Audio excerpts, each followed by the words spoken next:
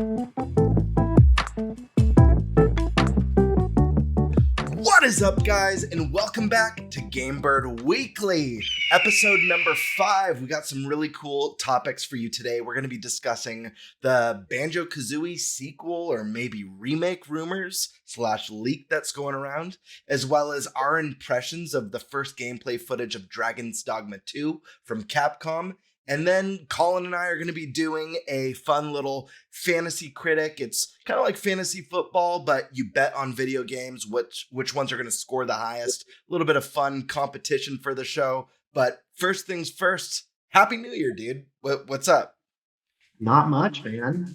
Just got back from a trip from to Texas. Had to spend some time with a mutual friend of ours. A good time.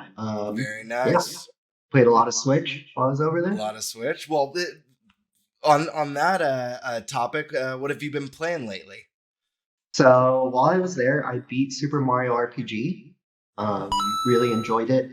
I started a new YouTube channel, and tell us about that. The review will be going out tomorrow. Nice. The YouTube channel is called Any Games Necessary. I'm gonna be doing like short form reviews, so like 50-second short reviews, as well as top 10 videos, lots of top 10s. So if you like top 10s, Collin loves top 10 videos for everyone watching. But dude, that's super rad. Super excited for you to have your own channel going. Guys, if you enjoy this content and you enjoy our discussions, subscribe to us. It really helps us out. Give us a like, and more importantly, give Collin some love. Subscribe to Any Games Necessary for short form video game reviews, top 10s, and whatever other content you might end up putting out on there. That's awesome, though. I can't wait to see that. You said your first video goes live tomorrow? Yeah, and it's going to be the Super Mario RPG review.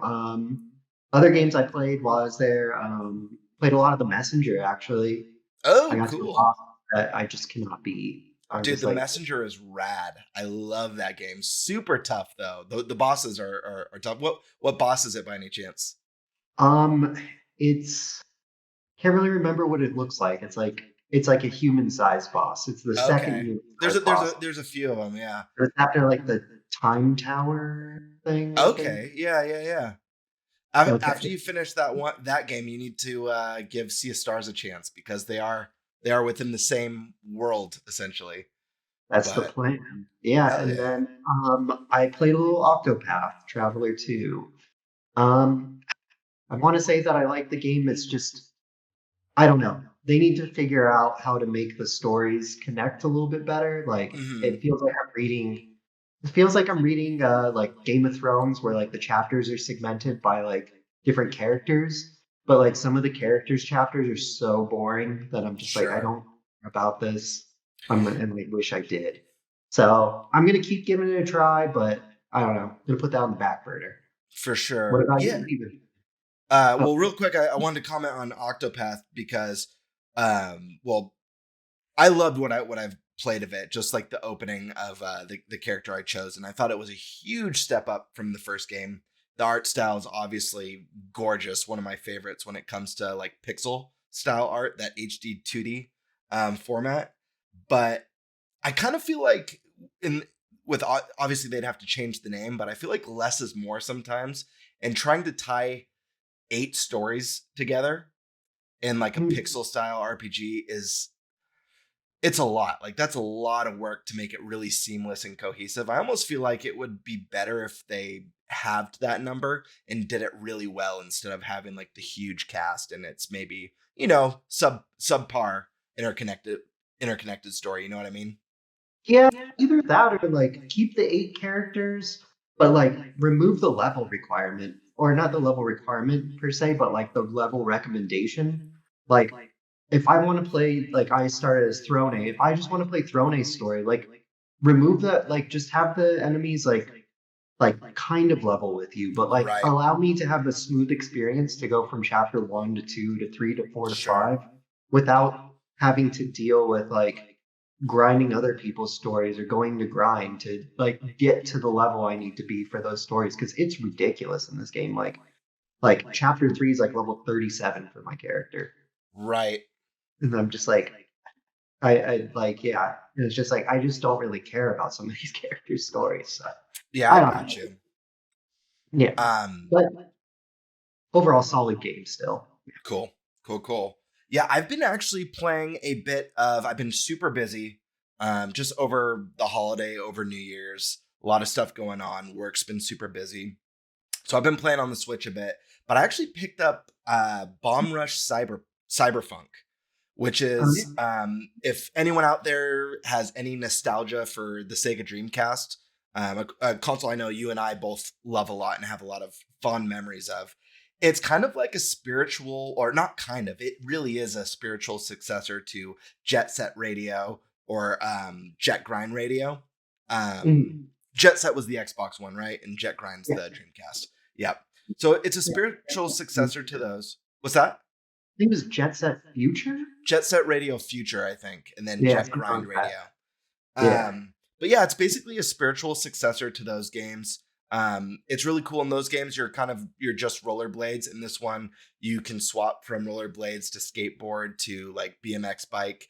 And so it kind of feels like a mix of that meets Tony Hawk. The soundtrack's unbelievable. So, so good. The art style's gorgeous. It tells kind of an interesting story so far. I'm not sure if the story is going to drop off as I get farther, but I've had a lot of fun, and it definitely takes you down memory lane for that kind of glory days of the Sega Dreamcast and things that used to be a little bit more arcadey and fun in that way. So I've really enjoyed that, guys. If you like Dreamcast, if you have any nostalgia for it, check this one out. I'll have some footage playing so you guys can see exactly what I'm talking about. But with that out of the way, what do you say we move on to our first topic?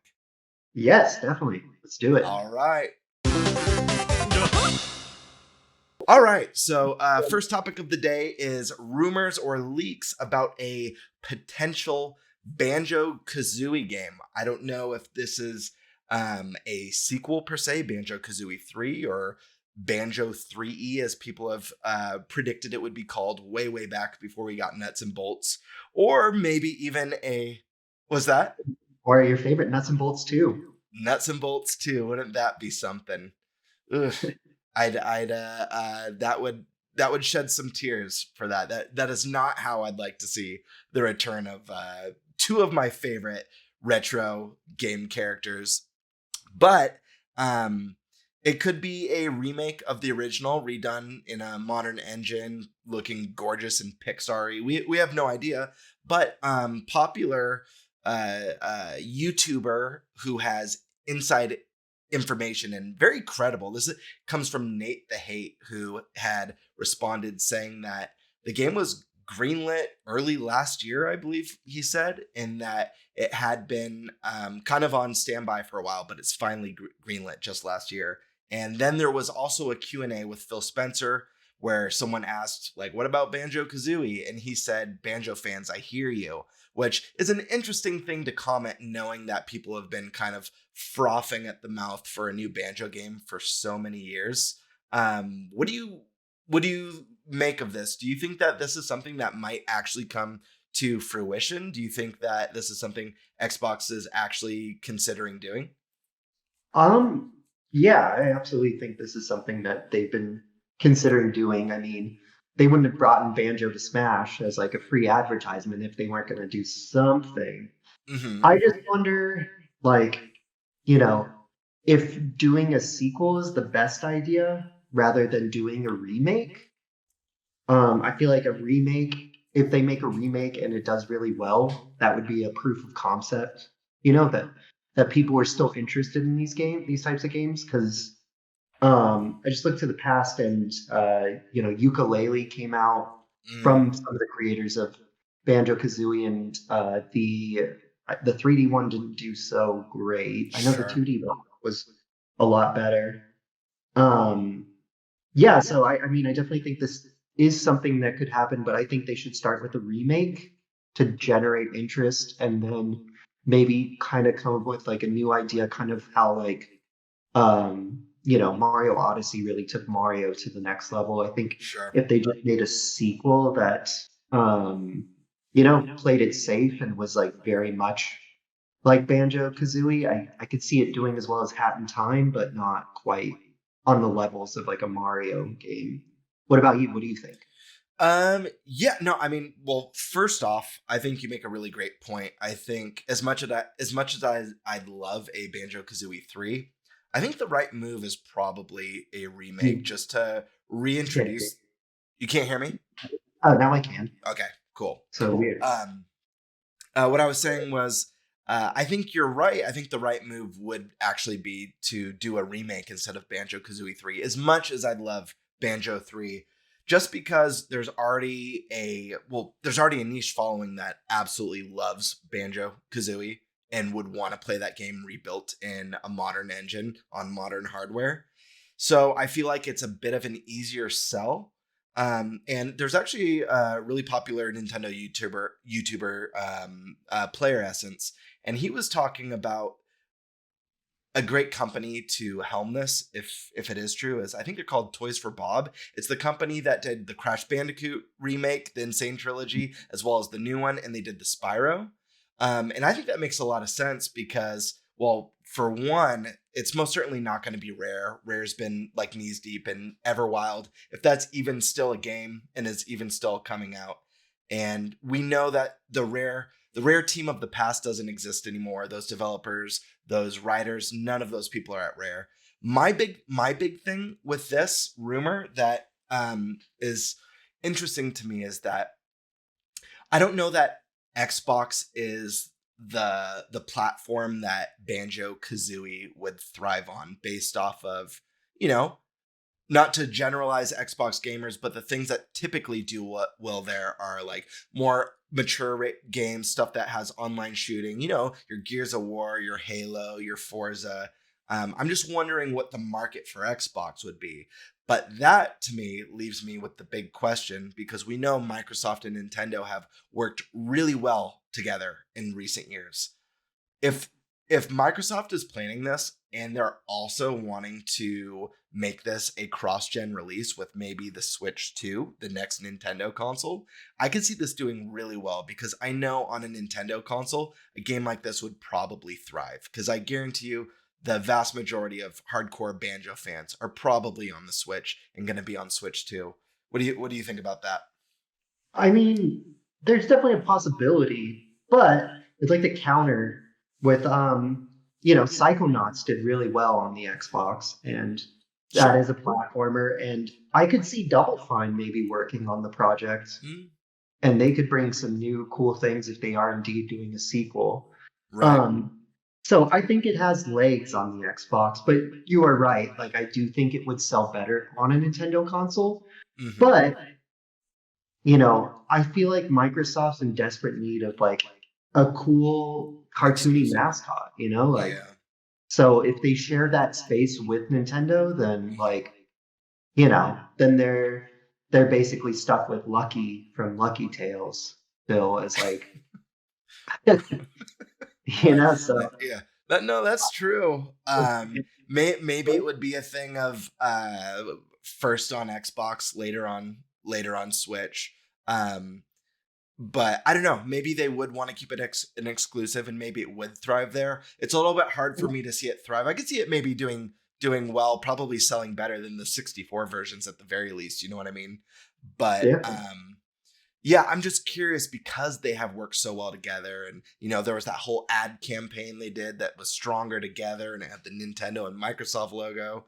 Phil Spencer's always singing Nintendo's praise. So who knows? I mean, that would be if that was part of the deal of this even being a thing, I'm all for it. So, as a huge banjo fan, a lot of people love Mario 64. It's a lot of people's favorite 3D platformer of all time. I was the Banjo kid when that game came out. I was like, this blows Mario 6. Come at me in the comments. This game blows Mario 64 out of the water. Yeah, I mean, it's definitely a game I missed the boat Right. on. I was not an N64 player. But, Hmm. my favorite game by Rare that I not this is not a popular opinion, but I wish it got a remake or something is Cameo. Sure. I'd love to see a new Cameo game, but I mean, We've already gotten Killer Instinct, Perfect Dark, Battletoads, So they Yeah, are still trying to put out some of the rare sure. games. And Rare Replay was a pack-in with the Xbox One in the middle of its lifespan. So I do think Phil Spencer is serious about getting some of the more popular games out there. I could see a Conkers following suit after this if this does well. Right. And like you said, they need a cute mascot. It would definitely diversify their library, which Yeah. it seems like they're going to be doing in the near future anyways with some of the cool first party games that are going to be coming out for Xbox finally after all these flippin' years. But yeah, I mean, did you have anything more you wanted to add about Banjo, or are you ready to move on to the next topic? Yeah, Phil Spencer, if you're listening to this, please cameo. We need it. But Uh, first Banjo fell. yeah, First but Banjo. but I'd I'd cameo. You I'd be got it. down for a cameo as well. I know you're right. A lot of people didn't really care for that one. I thought it was fun. It reminded me it reminded me a little bit of Banjo Tooie. It reminded me a little bit of Zelda. I was all about it. It could be their Tears of the Kingdom killer. Oh yeah, easily. But with that said, on to the next topic. And that is Dragons Dogma 2, the long awaited sequel for Dragons Dogma fans. I know some of you guys are out there. It wasn't the biggest game, but it did have a following, and we got a Dragons Dogma anime. IGN, they did I think it was an 18-minute gameplay demo showing off the combat, showing off several different classes. This is really exciting for a lot of the Dragon's Dogma community, but what did you think of the trailer or the gameplay? I think it looks like a ton of fun. Yeah. I missed the boat on the first Dragon's Dogma, but I can definitely see the appeal. Mm-hmm.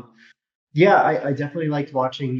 There was like an environmental part where they like used the blast barrel to like knock down a Mm-hmm. troll. I thought that was super cool. I know the first game had this, but like the Shadow of Colossus style climbing and like your character actually hanging on when the troll fell over was great. Um, I thought it was really cool. There was a part where like passerbys were like in a cart walking by and they joined the battle to help you. Mm-hmm. Um, yeah, and the classes looked like a ton of fun. I'm gonna take a guess at which class you thought looked the coolest. The warrior with the big giant sword. I liked the warrior, and I thought the sorcerer looked like a lot of fun as well. Yeah, I was not interested in the sorcerer at first Mm-hmm. until I saw that it can climb on the bosses too and Yep. like smash into them because I'm like a range character seems like fun, but like the whole conceit of the game is like the climbing and stuff. So like I'd be like really bummed if I missed out on that, but it does not look like Right. you miss out on that. So that was super cool. Mm-hmm. One more thing I saw in the trailer is pretty funny. Is like there's like characters named like Rothgar and like cool medieval names and stuff. Yep. And there's just a character running around named Greg. I So good. thought that It's was so, super fun. right. Um, and then yeah, I just want to like yeah, it's just crazy to. I'm really happy that this game is single player, but like it's just crazy to me because it looks like it's just built for multiplayer. Yeah. Really You interesting. yeah, you can't help but feel like watching the character run around and do things and having the AI companions following him. You can't help imagine but doing that same thing with your friends. But like you said, it's a single player game. I'm glad it is. There's a little bit too much of the games of service going on right now. They could have easily made this a games of service title. I'm so happy that they didn't. But yeah, no, you're right. I could totally imagine myself running around slaying fantasy monsters with buddies. But yeah, I thought this footage looked really, really cool. It looked like a ton of fun. The classes, weren't excluding the sorcerer, they weren't like these extreme differences, but they were different enough, I thought, to each make them look like they feel a bit different to play depending on which role you take on. You really could tell with the warrior that it was like really charged up, meaty swings. and the sorcerer with the magic, and you could tell the thief was a bit quicker and more agile. So I thought that was really cool. Another thing that I noticed, I did play a little bit of the first Dragon's Dogma, um, but I missed the boat on it. So while I appreciated what the game was, some of the stuff with like traveling around and running insanely long distances was was awful in that game. So I'm really hoping this one has like a mount system or a waypoint system to alleviate some of that stuff that was kind of frustrating in the first game.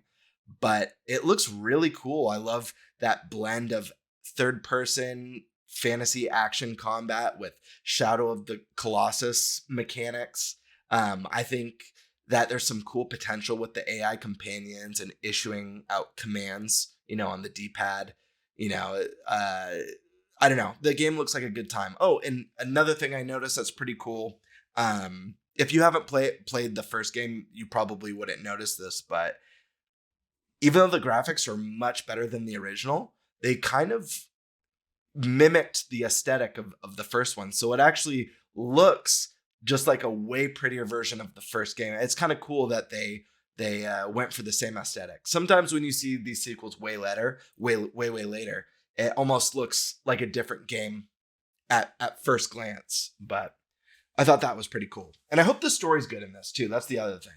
Yeah, definitely. I hope the story is good as well. Yeah, another thing I wanted to point out is, um, I play a lot of games similar in a similar vein, and like I feel like I'm always relegated to playing like a more of a tanky character because like Mm, the AI is usually not super sophisticated and will sure. just attack you. And it definitely looked like, when they were playing the sorcerer, they weren't getting like harassed constantly by the Mm, monster to where like you should just play someone like with like a shield. But it does look like any of the classes are viable, and that right. makes me very happy because Totally. AI come a long way as far as like the AI in games. So. Yep. And there was another mechanic that I spotted in this game, and it's funny because we're talking about how it's a single player experience, but there's a feature in this game that should be incorporated into multiplayer games like this or online games that are in this vein because it is such a nice quality of life. If you notice, there's a scene where one of the teammates gets downed and the player runs over, picks up the character, puts him on his shoulder, and runs to a safe place, sets him down, and revives him. I can't tell you how many times I've played a multiplayer game with friends or with you where someone in the party gets downed, but there's just so much AoE going on that's like, I'm sorry, I can't heal you. We'll wipe. The whole party will go down if I try and heal you. And then people just drop one by one, and there's no way. Like they have the revive system, but it's not ideal to use in those stressful situations. We're looking at you, Guild Wars 2. We're looking at you. That's right. Guild Wars 2 and many others, but yeah, no, it like I just like why isn't this being done in more online games where you can like pick up your friend and like run to a safe place, drop him down, and then revive him. At least give you more of a chance to rally. You know what I mean? Or if you really don't like that friend, you can pick him up, throw him off a cliff. Down a waterfall, Yeah. stuff him in a barrel, roll him down a hill, anything. Then no one can revive him. So, yeah. It's jacked up, man. Yeah. But yeah, so do you think is this one that you think you're gonna end up based on what we saw? Do you need to see more, or do you feel like this is one that you might pick up this year? I think it looks like a really solid action RPG, and I feel like I want to get in on the ground level on the hype. Yeah. Yeah. What about you? Yeah, I feel the same way. I do want to see more. I am curious. Obviously we got to see after some of the big kills in that gameplay, we saw characters leveling up. I'd love to see what kind of RPG mechanics are incorporated in the game, what leveling up entails in this entry as far as like skills or stat allocation. I'm really curious about all that stuff, but hey, I love a good fantasy game. I love it. So this for me, it has a Game Bird Classic written all over it. Yeah, for sure. I hope they show off like an archer character. I'd love to see Mm, them jump on top of a troll and Legolas them like as they're totally. in the ring. Oh man, Yep. that'd be so. So yeah, I am definitely looking forward to this one. But yeah. All right. And with that being said, I think it's time to move on to the third topic of the evening, and that is Fantasy Critic bidding. So, Colin, do you want to go ahead and explain kind of how Fantasy Critic works to everyone? Yeah, absolutely. So basically, what's going to be happening tonight is Cameron and I are going to be each drafting 12 games. And then throughout the year, we're going to be picking up 12 more games. And it basically functions kind of like fantasy football. Um, so each time a game releases, the Open Critic uh, compiles all the reviews and then gives a score 1 out of 100. And so anything over 70, over a 70 scores you 1 point per point over 70. And then anything over 90 gives you 2 points per point over 90. So everything is tied to Open Critic. I'll go over kind of our settings on this. So, like I said, 24 games each. We're going to draft 12 tonight. We'll pick up 12 throughout the year. We can drop any unreleased games 30 days prior if they have a release date. We can drop as many will not release games. Let's see. We can't draft current in early access, director's cut, expansion pack, ports, released internationally already, remasters, and yearly installment games. If you actually wanted to draft yearly installment games, I would not recommend it to anyone that plays. And that's basically the gist of the rules. So I'm going to go ahead and press set draft order to get us started, and it will randomly set who drafts first. All right. And just so you guys know, we've played this 2 years in a row now. I lose every year. So I've had some really bad luck, but we'll see how it goes this time. All right, here we go. And it looks like you are on the clock first. Woo! All right, I'll take it. So I'm going to draft, let's see, for my first game, I'm going to draft Final Fantasy VII Rebirth. That is a safe and good choice. I got a good feeling about this one. And you're up, my friend. Let's see. For my first pick, it's going to be spicy. It's going to be unannounced 3D mainline Mario. Ooh, that was on my list for picks, but I was too scared to do it first. And then the order is a snake draft, so I will be drafting again. And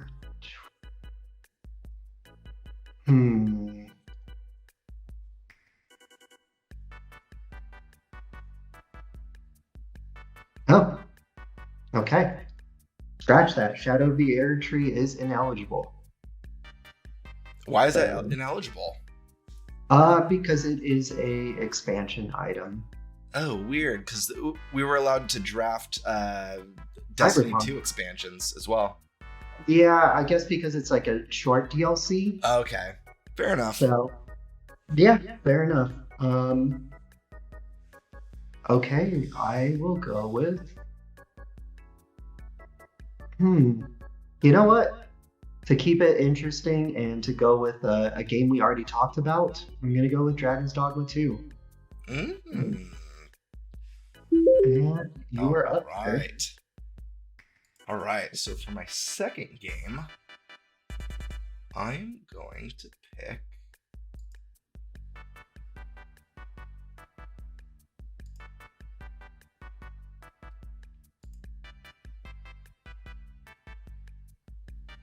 Hold on, where are you? Let's see.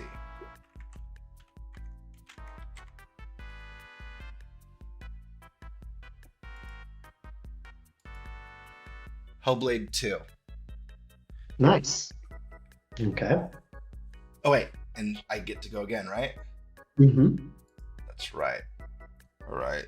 Then, man, even though this year isn't like stacked with like juggernaut titles like 2023 was, I still feel like I wrote down a bunch of games that are coming out this year.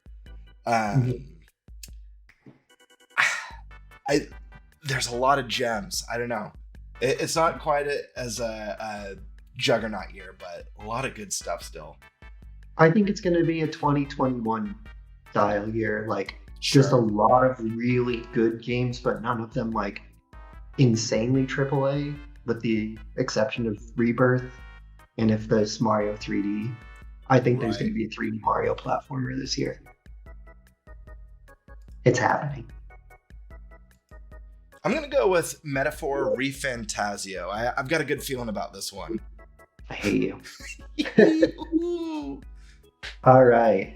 So, for my next game, I'm going to go with Persona 3 Reload.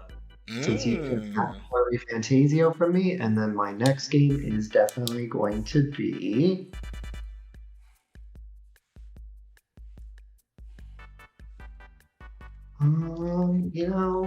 no, maybe I won't go for that. So many choices. You know what? Let's grab Tekken 8. I've done pretty good with getting fighting games. All right. Yeah, you have. You've done well with that for sure. I had Street Fighter 6 last year, so. I have some wildcard ones that I think I'm gonna vote for. I do that every year. I pick some wild. Sometimes it's paid off for me. Other times it's really hurt me. But I think it makes it a little fun at the same time. Yeah. Right. So, oh man, good stuff to pick from. But what do I want to do? I'm gonna go with Rise of the Ronin, one of my most anticipated games of the year. It's Team Ninja. Yeah. They do the Neo games. They don't review as well as Miyazaki's Souls-like, but they review pretty damn well, in my opinion. So yeah, Team Ninja is amazing. I think that's a good pick. So I'll go with that one, and then my next game that I will pick. Let's see, what do we have? You picked 3D Mario, right? Mm-hmm.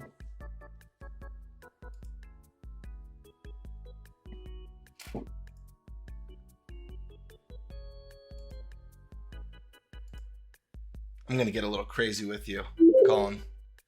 All right. Prime 4, baby. You want to get nuts? Let's get nuts. I think I'm going to take Like a Dragon Infinite Wealth. And then, you know what? I'm taking that Paper Mario remake. Oh, I was gonna grab that one coming up. Yeah. Damn you. That one's gonna review well. I guarantee you that's gonna be a top pick.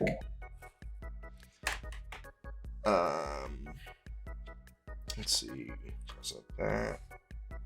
All right. I'm gonna draft. I think this one might surprise you, but I've got a good feeling about it. And that is Prince of Persia: The Lost Crown. Ooh, that's a good one. I think that game's going to review better than most people think. It looks really good. It looks fun. It's a Metroidvania Prince of Persia game.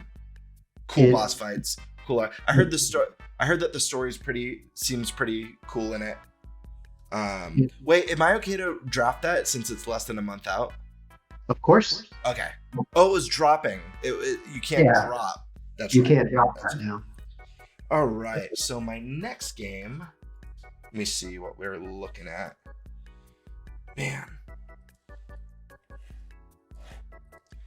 Now I'm at the point where I can go between some wild card stuff or some stuff that I'm not even positive is actually going to launch this year. Either going to get delayed or you know, a new kind of launch window. Or actually, no. I know what I'm going to vote for. If I can find it.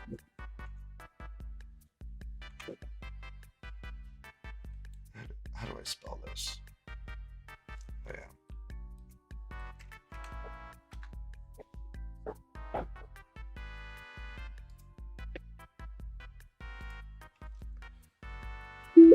All right. The Iodine Chronicle, 100 Heroes. That's a good pick. You know what? I'm going for a dark horse, but I think this game is going to do way better than anyone thinks. I'm doing Princess Peach Showtime. Give it to me. That was actually going to be my next pick. Nice. And then one more dark horse. Or should I say dark pony? Do I take it? It doesn't have a release date. I wonder if it's the game I'm looking at right now that I wrote down. I'll let you know right away. Well, I'm not taking it. Darn. I can't take the ride. All right. Let's see. I'm going to take one that you and I are both really excited for.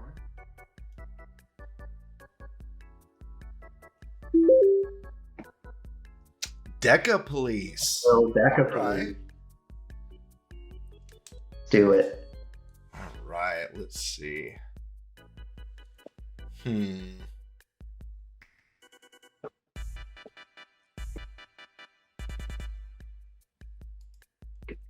see.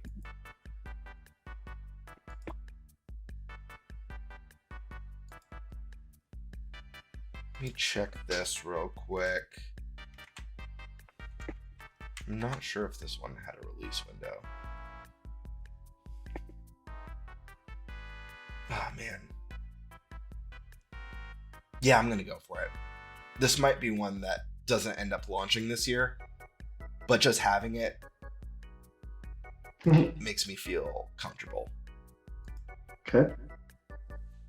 So I picked Avowed. Ooh, nice. Get rid of that. And that was actually my pick. I think that one's going to do a lot better than people expect it to. And then I'm going for a big wild card. I think this game looks sick, but it is a new IP. And so it's one of those things where, you know, it might not review as well as it presented in the first trailer. Let me see.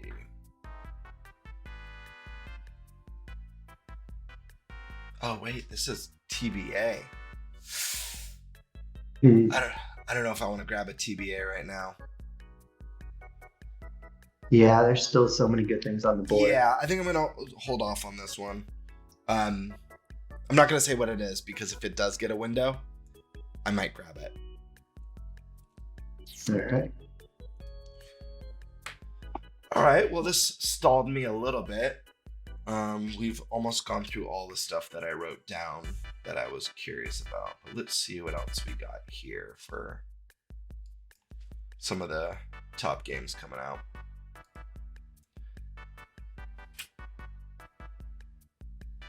Who's gonna vote on Hollow Knight Silksong? Hollow Knight has been voted on both years that we played, and it's still TBA, so. Yeah, that game's never releasing. You know, I'm gonna go for it. All right. I'm gonna go for it. Nice. Star Wars Outlaws. That's a good one.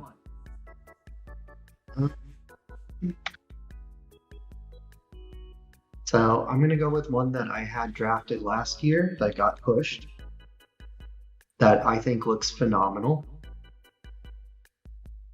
I'm going with Plucky Squire. Plucky Squire, that's a great pick. That one's going to review well. And then I'm going to go for one. I'm not interested in this series, but I think that whenever this game... Oh, never mind. It's ineligible. Okay, we can't draft. expansion, so Final Fantasy 14 Dawntrail is ineligible. So I wonder if that changed. yeah, it must have changed because we definitely drafted stuff before. But Multiple. you know what? That's fine. I think we should be going for a lot of new games and yeah, running the field. Okay, then this one. This is a game I'm very excited for. I think that this game is going to be great, and I think it's going to be definitely on the short list for Indie Game of the Year. That's a Demon School. Let's do it. I don't know if I know what that game is, to be honest with you. It's like a throwback to like the older Persona games. Okay. Like the social, but it still has like the social links and all the cool stuff. Yeah, Nice. I think it's pretty much like a love letter to Persona games. So Oh yeah. I'm excited for it.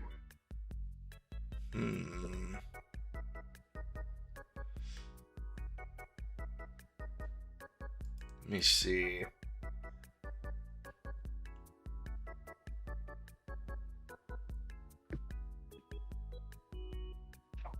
That's to be announced.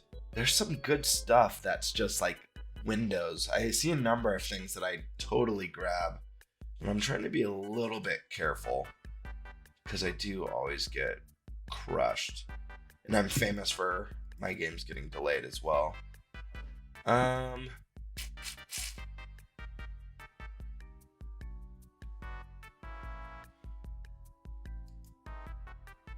I'm gonna go wild. Instead of picking somewhere unannounced, I'm gonna go wild.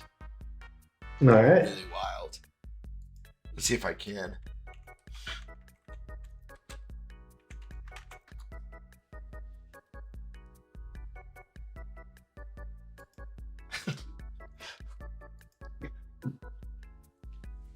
Wow. Welcome to the jungle, baby. You're gonna die. All right, let's see. Stupid. All right, and then I'm gonna say.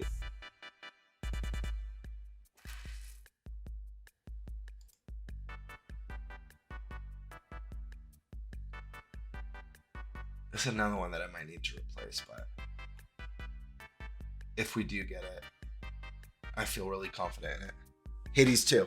Yeah. Yeah. All right. So for my next pick, I'm gonna do a little Vanillaware action. Unicorn Overlord. Nice. All right, that game looks great, by the way. It does. And then for my next game, Do we have one final might- picks now, or is this What? final pick? No, we're doing 12 games. 11. Oh yeah, this is my last one. This is You're it. right. All right, for my last game, I'm going to Path of Exile 2.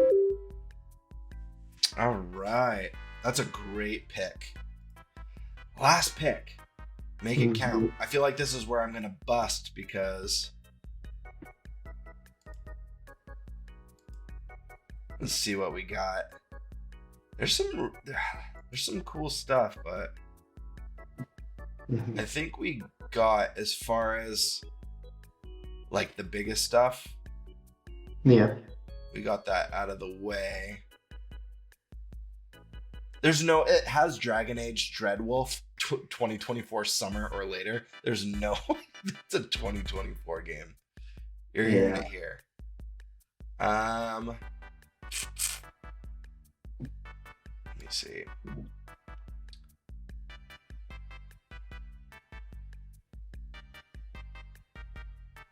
All right, I'm gonna have to make a choice. I want this one to be good, but I don't know.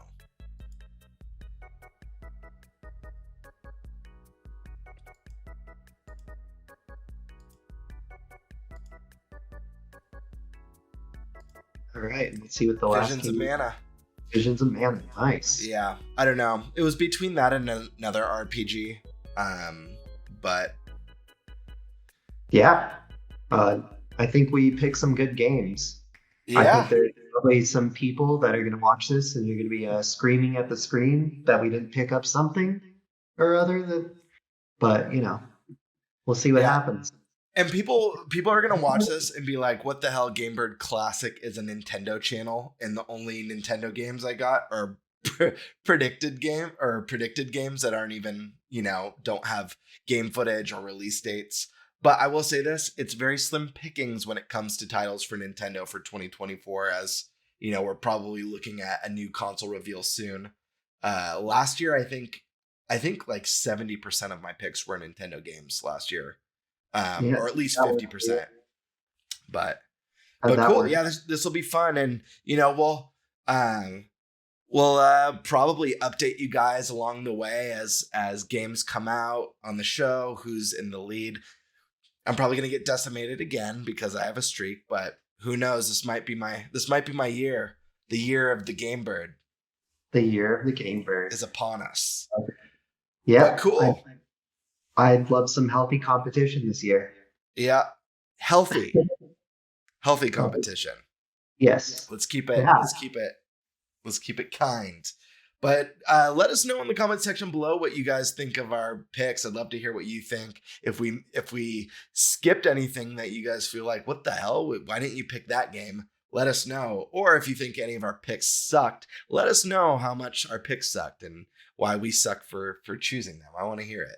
We love and if you have insider information, feel free to direct message me with how crazy I am not for picking up those games. You see, this is what he does. This is what he does, and this is how he wins. But all right, and with that, I mean, that's pretty much going to wrap it up for today's episode. I do want to reiterate, we have possibly a very, very, very special guest coming to the podcast next week. Fingers crossed if time allows. I'm really, really excited to have this person on the show, and I know you guys will be too. And like we discussed at the beginning of the show, Collin, you got a brand new gaming channel. Any games necessary, go ahead, give him a subscribe, give him a like. His first video, a short review on Super Mario RPG for the Nintendo Switch is going live in the morning. And hey guys, if you enjoy this video, if you enjoy the content that you've seen and you're not yet subscribed, hit that subscription button, smash that like button. And as Collin always likes to say, if you don't like this video, what do you say, Collin? Go ahead and smash the dislike button and flame us in the comments, please. And unsubscribe. We don't want you. I wouldn't go that far. But don't do you that. better subscribe to figure out what the next thing that we're going to screw up or the next thing that you're going to get mad about. So, yeah. That's right. And I'll see you all on the next Game Bird Weekly. Peace.